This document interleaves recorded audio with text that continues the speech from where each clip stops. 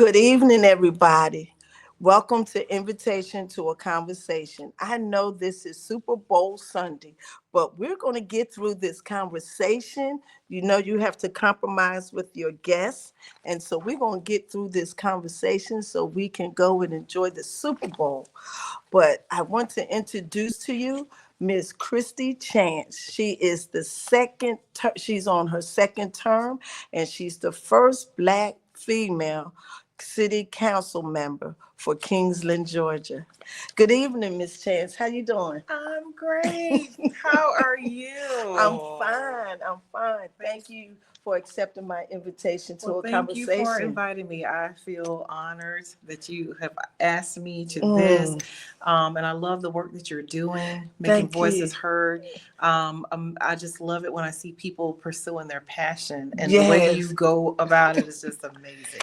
Thank you, thank you. And for those who are just tuning in, you know this is Black History Month. So this is stories for people like us. So let's get started with this conversation. Introduce yourself to the people. Who is Kristy Chance? Okay, well, I think I'm a pretty simple person.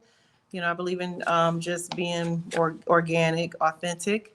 But Kristy, you know, I am just I am a daughter of the Most High, and I know that and believe that on a spiritual level. And I could go way deep into that, but I won't. But I actually am from Camden County, Georgia. That is my home, born and raised in Waverly, Georgia. I had two beautiful, wonderful parents. My mother, who is still alive, some people may know her from the school system for over 40 years, Melissa Chance. I have a brother who's in politics as well, who was my dad's successor on the Board of Education. And I live in Kingsland, Georgia. So Kingsland, we now know from the last census, is the largest city in this coastal Georgia region.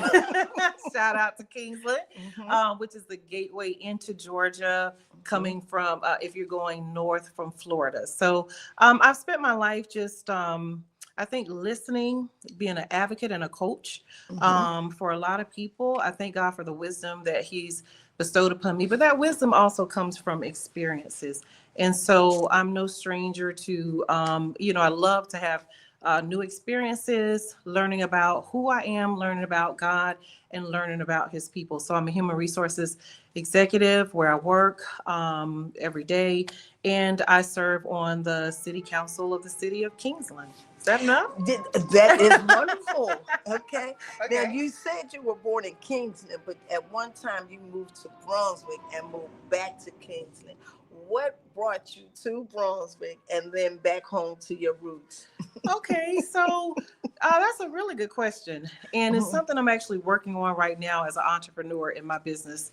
So being born and raised in Waverly, Georgia, which is Camden County, just on the other side of the Brunswick, you know, of the Glenn County, Camden County line. I went away in the military for many years. You know, started my family and all of that. And then I had an opportunity after the military to come back home for a corporate job here in the area. I was a regional manager for this area. And when I got home, there was, because I'm, you know, grew up in a very rural place, there was no place to live unless you're ready to buy a house, you know, clear the land, you know, all those kinds of things. At the time, I wasn't in that place, right? Okay. Not that there's not lots of land, because there is, and especially amongst brown people, we need to get our business straight, meaning, you know, we need to leave wills behind and stuff, because you have a lot of heirs property, you know, that can't be developed, because, you know, all that.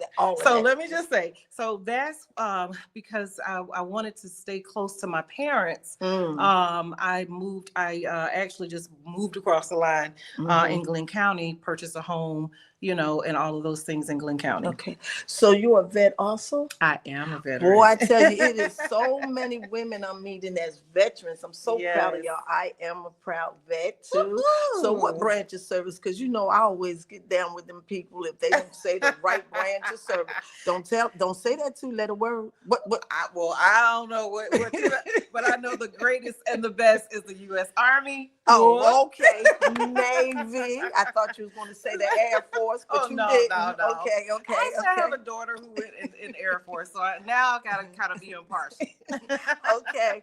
Being the daughter of a deaconess and a late deacon, is it the same thing as being the child of a preacher? Because I hear so many stories about children of preachers.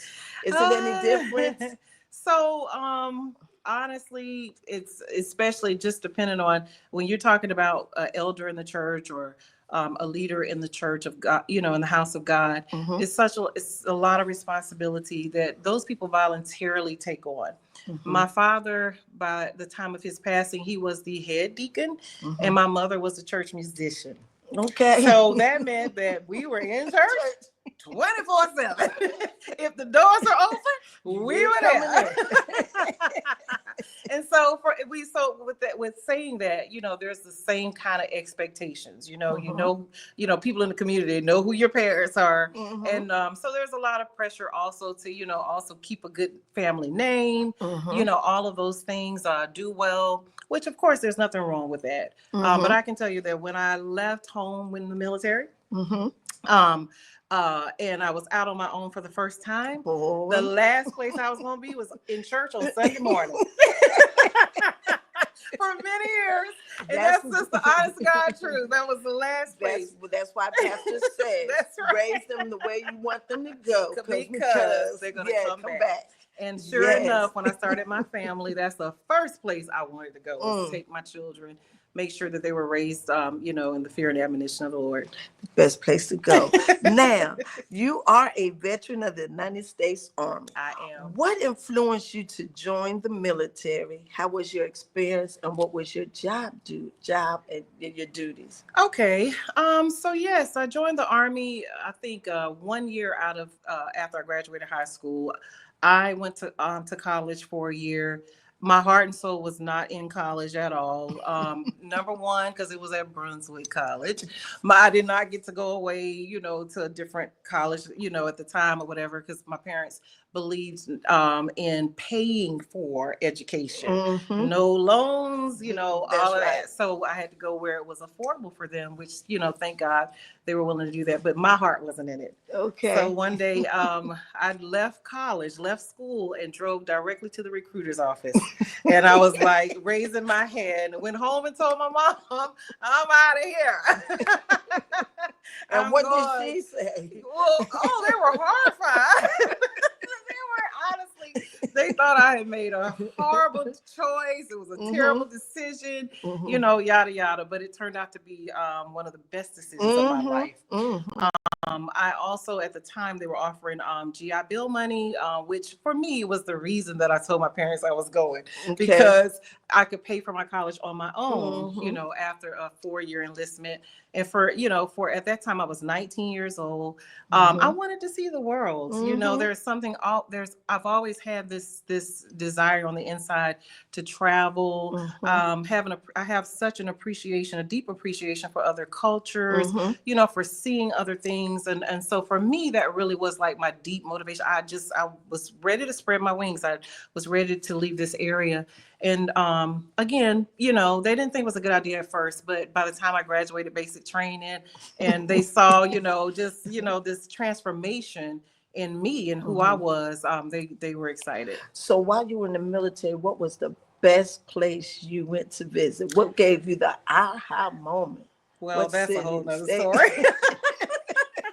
Because I only stayed 4 years. So I did basic training in Fort Jackson. Then I went to Fort Lee for AIT. And then I went, which is school. And then I went to Fort Hood. I was stationed at Fort Hood for the duration of the time. I did come down on orders for Korea close to the end of my 4-year period. And if I had re-enlisted, I would have gone to Korea. At that time, I thought that had to be the worst duty station anybody could ever have, because I was married at the time. I also had a child. And for me, that would have meant separation of my from my Mm-hmm. family. Now, let's, fast forward life, 40 years later or Yeah. whatever. And of course, not quite that long. I wish I had gone, because Mm-hmm. that would have been another, just solid Mm-hmm. experience for me to experience life on a different level, different culture. Mm-hmm. My baby would have been, less Mm-hmm. than a year, well, a year when I got back. And I mean, it would not have made a big difference. So I'll just say to Mm-hmm. anybody, when you have the opportunity to go, go. And you know what? That experience with you is similar to mine. I did 4 years in the Navy, and I had already had my daughters, and Uh-huh. they were giving me orders to go somewhere. And I You just didn't can't want imagine it. anybody else to Yeah. raise my daughters Yeah. but me. I didn't want them to say, "Where's mama?" Mm-hmm. Okay. Mm-hmm. Mm-hmm. Well, was that your first career choice? Was the Yeah. army my first Yeah. career? No, that was far, far, far from my career. So about the experience once I joined, it was certainly, listen, I would not lie to anybody and tell anybody that it's an easy life in the military, because Mm-hmm. it's not. Mm-hmm. The first thing they do is strip you of all the things that Yes. you have ever known as normal life, Yes. Yes. and they rebuild you back Yeah. up in Break the down middle. that Yeah. spirit. Exactly. Break you down so they can build you up to be a soldier. Mm-hmm. Mm-hmm. And obviously the skills that you're given, you will need in the time of war. Mm-hmm. But in saying that, so military, being in the military, actually, I didn't necessarily love my job duty. I was Mm-hmm. 92 Alpha at the time, which is supply. Mm-hmm. And so I didn't have, I mean, my job was fine. It was a job. And Mm-hmm. that's another thing for young people, but it afforded me complete, independent living, Mm-hmm. and all those things, a family life, where I could travel and all kind of benefits. There's so many benefits to being in the military. Mm-hmm. So the job itself, I did not love, never thought that would be my career choice. But it gave me, a lot of experience Mm-hmm. that I was able to use in my civilian life. Mm-hmm. Women are currently replacing men in all facets of the workplace, from low-level positions to CEOs. How do you feel about the women takeover in the work world? Can you work better with men or women, or who takes instructions better? That's a lot. That's a lot to think about. Well, let me just say this. For what it's worth, Mm-hmm. again, serving, being a person of faith. Um, I believe that what we're seeing or experiencing or saying as a women takeover is not necessarily a women takeover. I think it is women rising to their normal and natural Mm-hmm. place in society after they've been, second class, Mm-hmm. not able to, to be equal to men and Mm-hmm. all, accounts and places in society. Mm-hmm. So for it to be a takeover, I don't know if that's truly accurate, but I celebrate the fact that women are now able to really be who they were born to be, Mm-hmm. without apology, right? Mm-hmm. And I think women were the first CEOs, managers, supervisors, whatever, because we took care of the households. If we were married, we took care of them, and we took care of our parents. So we did all of that And still do. inventory and still do it. That's right. And still do. Mm-hmm. How was the environment when you were first elected as the first Black councilwoman? So the environment so let me just say, shout out to Kingsland, Mm-hmm. City Council, Mm-hmm. board, from the mayor and the other three gentlemen.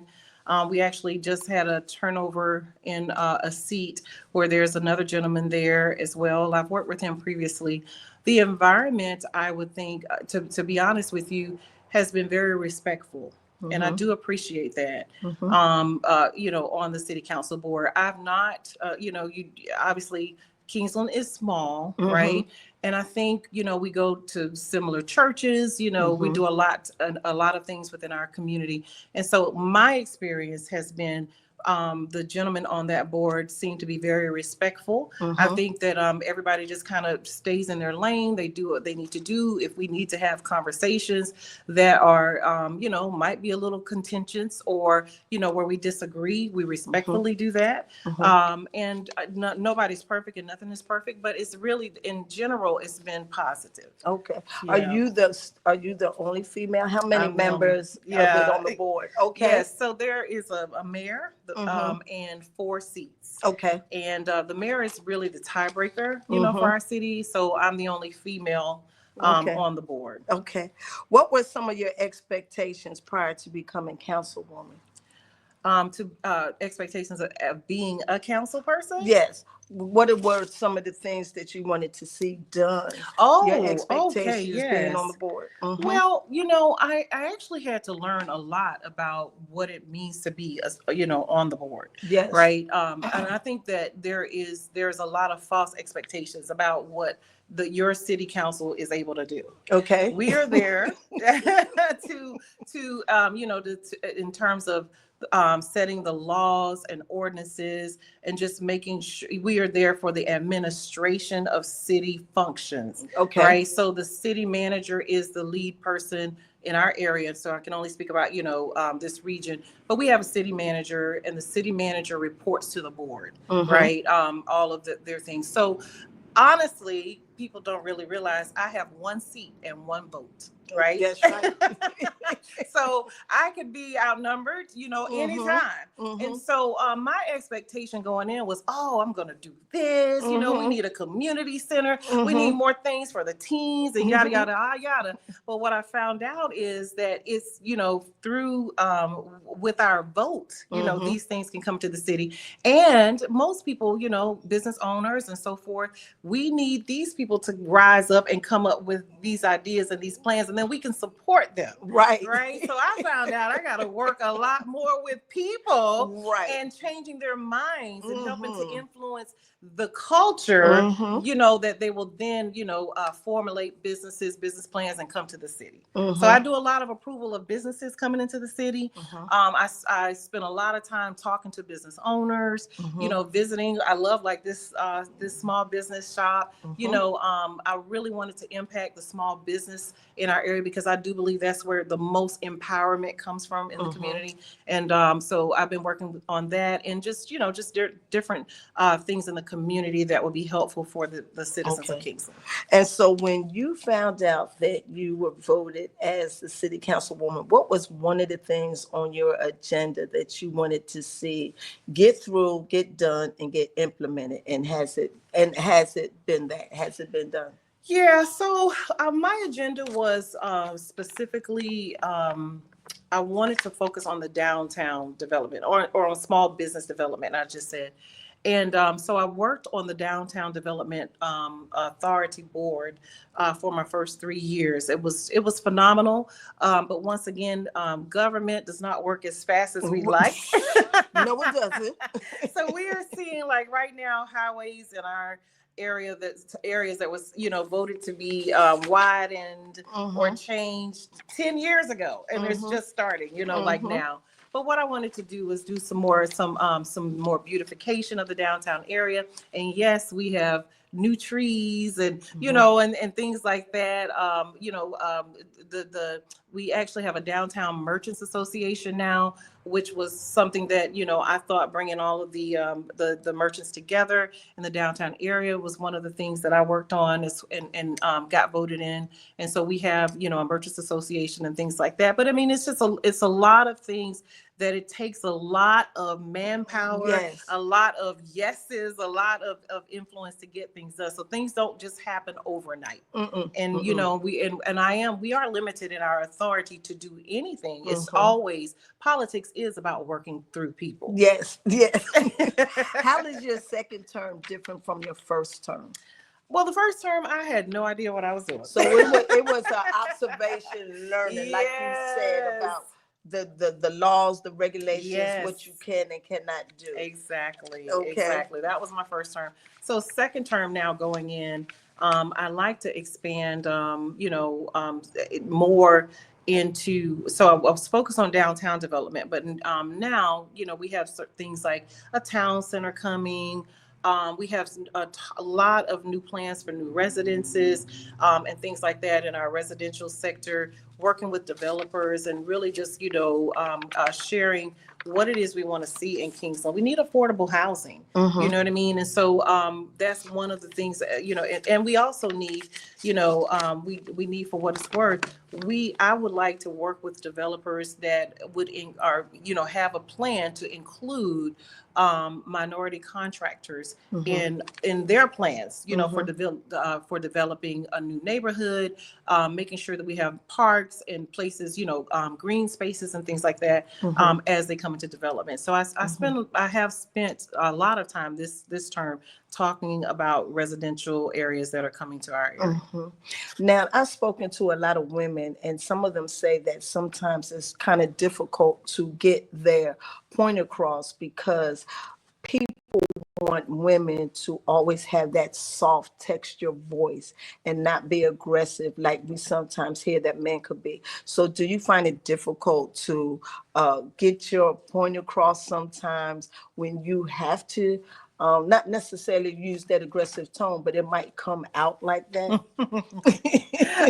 So I think, again, what we find as we mature, and that maturity is not about age, but it's about our ability our communication skills, is that you got to know your audience. You got to know who you're talking to, and you got to know who you're dealing with. And even when you don't know, you don't always have to mirror what's coming at you. So I've learned, just first of all, my what I do professionally. So I'm a human resources manager. So, my job is to put out the fire. When, or to, so when I'm talking to, in a group of people, or, to a room full of angry citizens, my job is not to demean or to put anybody down or to make people feel like they're not being heard. So I've learned to not have to with grace, be able to address every issue, and get my point across. I don't feel like and I think I got this from my dad, who was really quiet natured. I don't have to yell to say what I need to say. Now, I am loud and I can talk loud, but I also know when to temper that. And I think it's about, us also having a degree of controlling our own emotional intelligence. And when you don't have control, you will sound off, anything. Now, does that mean that I don't have to raise my voice sometimes, or that I, may have to use stronger words sometimes to get my point across? Yes. But usually when I'm dealing with each politician, and especially, with the board that I work with, I know their style. And I try to make sure that for this one, one politician may want, their focus is how much is it going to cost. Right. For the next politician, it may be, well, what is that going to look like, for Kingsland? So I got to come at them at what I know they need and want, so that I can get what I want. Right. Will you run again as city council? So I haven't decided quite yet. I'm really here because the Lord set me here, and I know that might sound strange, but by faith, I'm here, and I'll see what He may have for me to do in the future. Okay. I am interested in not just city council, but possibly, some other representation for the state of Georgia. I might want to explore some of that as well. Okay. You also say that you work at the White Oak Conservation. And what is that, and what is your job duties there? Yes, so I am the head of human resources at my job at White Oak Conservation. And it is a conservation for exotic animals. We have programs where animals that are endangered species are there to be repopulated. We have strong ties around the world for helping the species, go from the endangered species list to, hopefully being able to put them back out in the wild. We have some really interesting animals and very good animal people that are, from their dedication and what they want to do with each of these animals. They know this world like, you wouldn't believe. So name 2 endangered animals that you've seen. Okay, so I think the most exotic, Mm-hmm. we have some white rhino, African white rhino, Mm. which are at some point was less than 60 left in in captivity, maybe less than Mm. 200 in the world. We have to remember that the rhinoceros in the wild are very endangered because of their tusks. Mm-hmm. And the value that brings to the underground world. I mean, to the underground economic chain or whatever. So these animals need to be are very well protected, here in the States.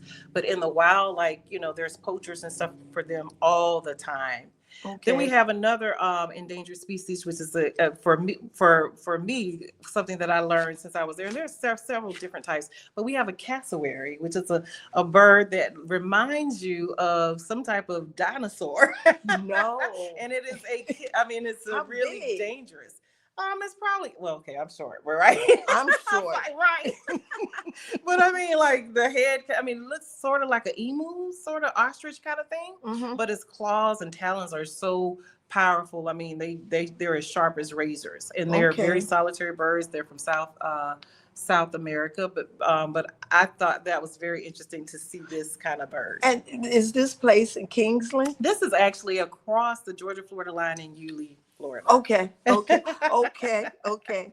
You Yeah. are an entrepreneur and advocate of small business ownership. Explain your mission and your goal and why you have that type of business. Mm-hmm. Okay, so my parents, Mm-hmm. on my mother's side, all of her siblings, I believe, are entrepreneurs. Okay. My grandmother was very industrious, and so was my grandfather. My grandfather, always had a business. He worked in timber for a lot of years, back when that was a thing. He was also, a person that was well known in the community for just bringing the community together. But my mom also worked for was a small business owner. As long as I've ever known her, she's always had an office in the house where people would come and bring their legal papers or programs that needed to be made for the church, or funerals or whatever. She was the one that always did that. So I've always seen my family help other people. Okay. My aunts were tailors and seamstresses. My uncle did a vault service for burials and, all kinds of stuff. So I just saw my family do that. So it's in me to be an entrepreneur, because I do believe that, we hold our destiny in our hands. Mm-hmm. And God has given each and every one of us a gift. Yes. So I believe in helping people connect with that gift, and not just, I'm not just doing it, just to be doing something, but the Bible says your gift will make room for you. Yes. Yes. And so when you bring that to the world, it's going to bring you more life. It's going to bring, it should bring you more profit, and for you and your children to live by. So I just work with entrepreneurs all the time, helping them, whatever it is, get business started. Right now, I am working with people that have land and want to do something with the land. There's so much of that here, where you see people losing land because, it has not been willed. It's in probate, all kinds of stuff. So just really trying to help families sort through that and make something of of what God has given them in their hands. Definitely. You're also a book author. Yes. Called Level Up, the Ultimate Guide from Inspiration to Elevation. Explain, why did you think this type of book was necessary, and what is the book about? All right. So Level Up is my first book published. And I actually published that book in 2020. And after the world kind of shut down, but God had actually given me the title of that book, 7 years before. And Level Up is really about just what I explained. All of us, we have something on the inside of us, and we have someone on the inside of us that's constantly calling the gift out of us. And just, and most people, especially here in America, we're taught to go to school, go to college, and just get on somebody's job, and you stay there for 30 years and feel miserable and hate life and are low. Like, right, you're the exception into that, and so am I. 3 to 5 years, and it's time for me to get the experience and do what I'm going to do. But but I just believe that in all of us, God requires us to move to the next level. We can't stay where we are. Because in every job, it always brings a realization to do something different. It's something else blossoms out of that job. You know what I'm saying? Yes. Well, the job that you go to work for somebody else, you're helping them to get rich and fulfill their destiny. So at that point, you're just, you're helping somebody else. What about your own? That's right. What about your own? So yes, there's value in working for other people. Yes, there's value in having a job. There's nothing wrong with working somewhere for 30 years, but is that what you were called to do? And so that's what Level Up is. Will there be a second book? Absolutely. I think so. Yes, absolutely. I'm working on a couple of things right now. Will it be underneath the same type of book as Level Up, the Ultimate Guide, or something totally different? Right now, it probably will be an extension of the Level Up, but probably more into more spiritual dimensions than the physical, which is what we're doing. So that just really touched on that, touching on the dream and what's on the inside of you. Right now, there's an attack on DEI and women's rights to make decisions for their own body. What is your thoughts? Wow. Wow. Okay, so let's talk the DEI, attack, or definitely, certainly what's happening right now from our current administration. Number one, we should not be surprised, right? Diversity, equity, and inclusion is already provided for us through the Civil Rights Act, and that's what we should keep our eyes on, making sure that the Civil Rights Act of 1964 is not rolled back. DEI was, came as a way to fortify that in the workplace, et cetera, et cetera. I can tell you, I've probably been a DEI hire for most of my career, right? Because there was a lack of diversity in a particular area or market. Probably, when I came to interview, trust me, it wasn't about a lack of qualifications, because I was probably more qualified than most people when I interviewed for the position. And so it was almost undeniable, I've been told that, from the people that hired me. And but the thing is, I feel very sad by, this, this idea. And as a matter of fact, I was riding behind a truck the other day that had a what do you call it, a bumper sticker on it that says "White Lives Matter Too." So yeah, I thought that was really interesting. White lives, because they're mattering right now. Well, when you're the majority, every decision that has been made, without a minority there, is generally going to be in favor of the majority.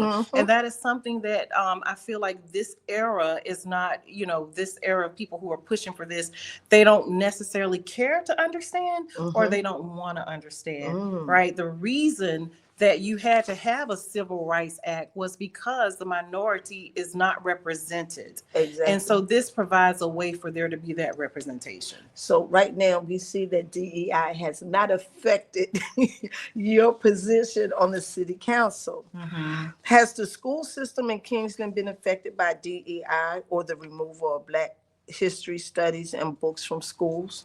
Well, like I'm sure, now I can't speak for that 100% because I haven't heard of what particular books might have been banned from Camden County, because the school system is ran by the school board. Right. So I'm not sure, but I do know that Camden County has its first Black woman superintendent of schools. And yes, and again, if it were not for laws and rules, that dictate DEI, doesn't mean that she was less qualified, because again, when she was interviewed for this position, she was obviously the most qualified person for that job. But so you can't call that a DEI. And let's just use this. Let's also take this statistic.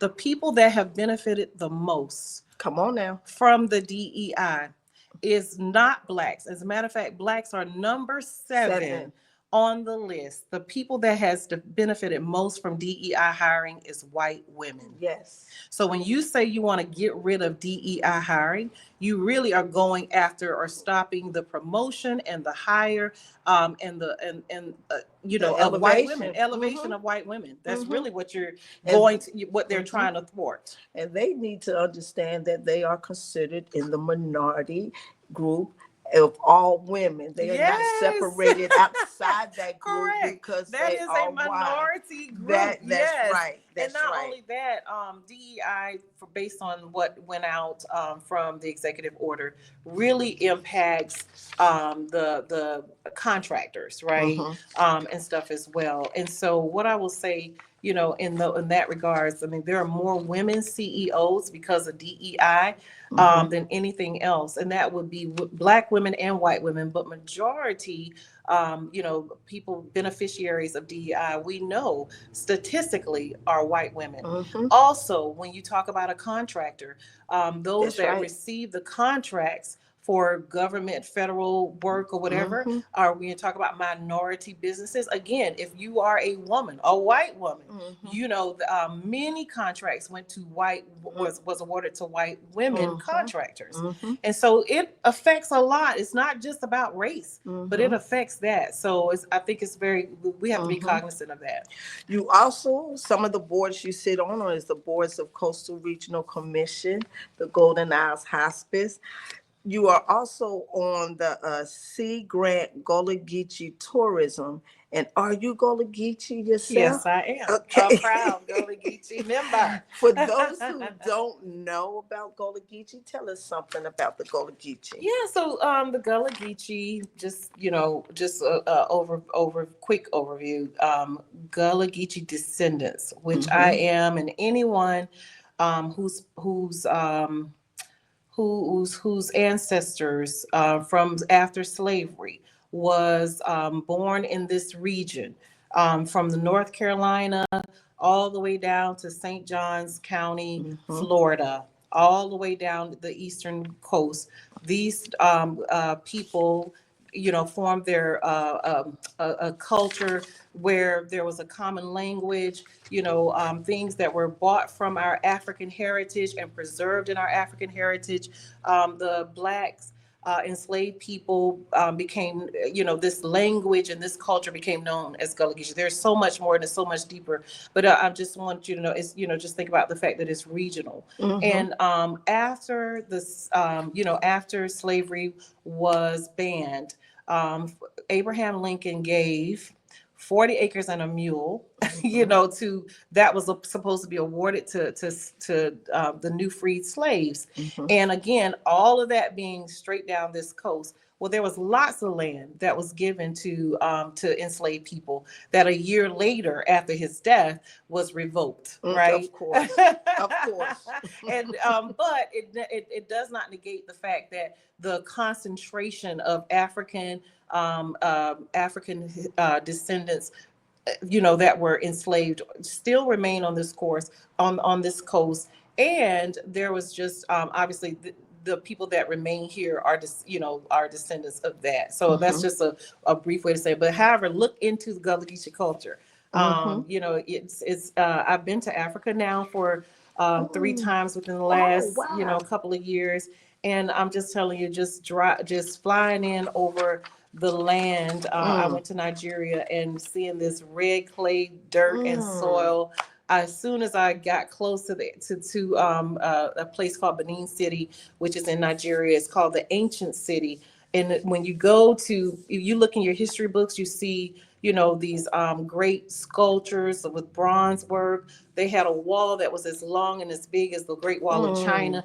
That, you know, the great societies is where we come from. And when I flew over that land, I heard in my spirit, welcome home. You know, it's just so spiritual. So all 3 times you went to Nigeria? What? Okay. I hope one day I get to go over there. I really do. I'm really planning on organizing a trip so so more people can go and have that experience. I really want to go to where Nelson Mandela To the South place. Africa. Yes, that's Yes, where I want to yes. go.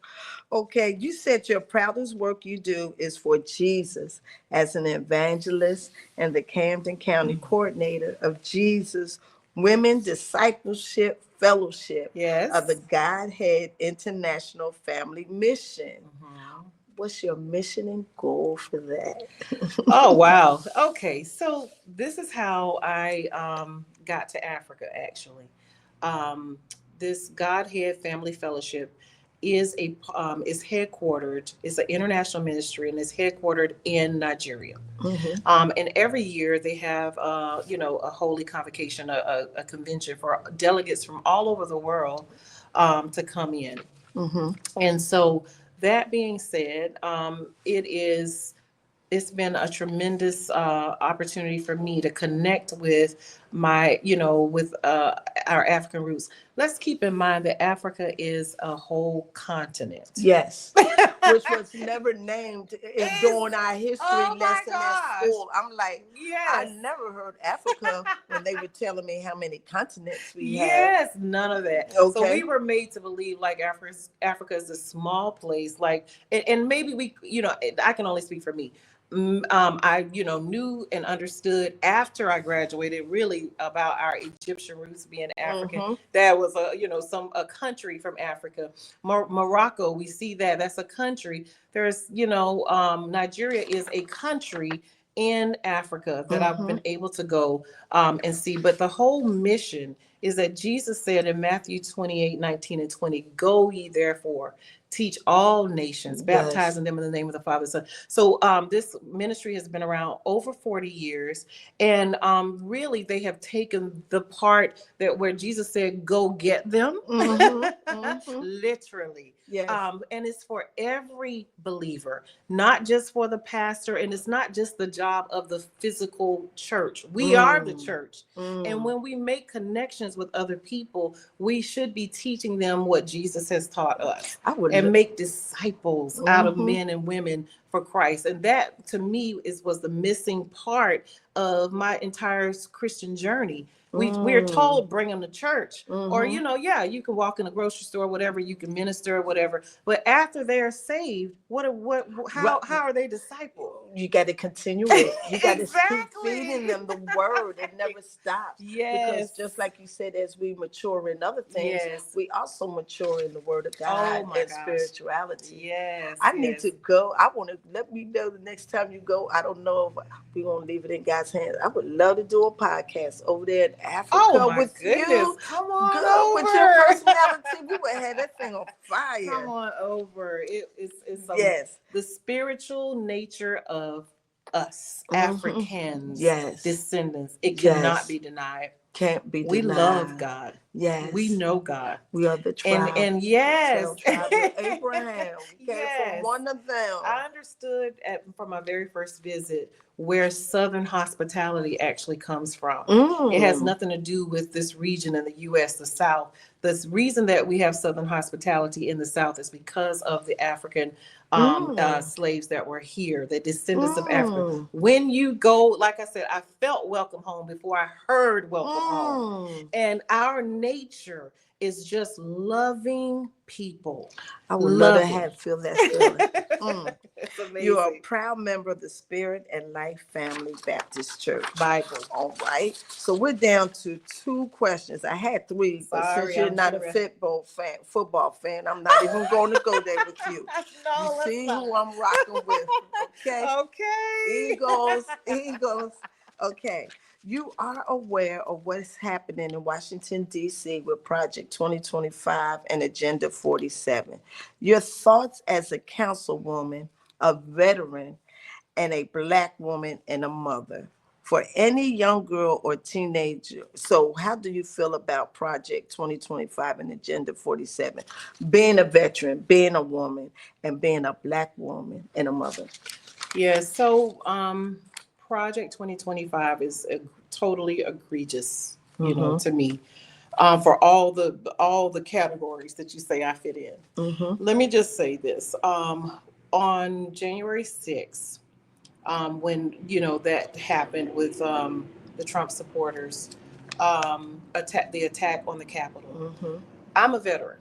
And Mm-hmm. so when I raised my hand and said, I'll defend this country at Mm-hmm. all, no Mm-hmm. matter what, um, I cannot, it was just so hard to sit back and watch that Mm-hmm. attack on our Mm. capital city. The thing that we consider, next to church and, Mm-hmm. and God, like this country, the blood that has been spilled for this country.